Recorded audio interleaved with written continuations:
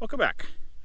If I did not tell you what day it was, you would probably guess it's around Memorial Day based on the size of my plants, but it's actually the last week in June. Got my winter squash in last week. This is in my greenhouse. My hope is that if these don't take off until later in the season, I can put some plastic on the greenhouse and hopefully extend the season just a little bit. Peppers are looking good, but are tiny. They have definitely greened up since I put them in the ground, but we're still, 4 or 5 inches tall on a lot of these plants. Some even less, but it's not surprising. It has been in the 50s at night. It has been in the 70s during the day, and we haven't had any heat. I'm very pleased with my tomatoes this year. As always, everything is grown from seed. These plants look great. They're healthy. They're sturdy. I do need to get the trellises up and all that done, but tomorrow's going to be the first warm day we've had. Actually supposed to be over 100 at the heat index, so I've got time.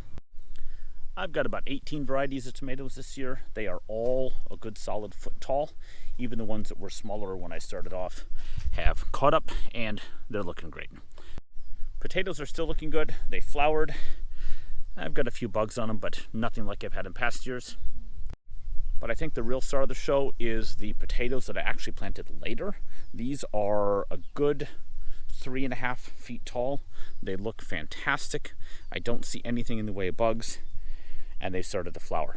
I don't know if this is the varieties I planted here. I kind of suspect this area's had rabbits in the past, and the soil is just so nutrient dense that they're just absolutely loving it. And for the first time ever in this garden, this is the 6th year I think I've had it, I actually had, I think it was deer, that came in and ate all of my broccoli down. I have never had an issue in this space before. The fences are the same, everything is the same, so obviously they like what I'm doing this year. Beans this year is a total loss. I don't know if this was the deer that got in or if it was my duck. My duck went to freezer camp, so that will no longer be an issue. So if these grow back and do their thing, I think I see some evidence that maybe they're going to be okay. I hope they're going to be okay. This was a lot of work, a lot of money, and a lot of time to get this bed prepared. I've got a lot of weeds in, but it's mostly this purslane stuff, and it pulls out easy. I don't really worry about it. It's never impacted the plants before.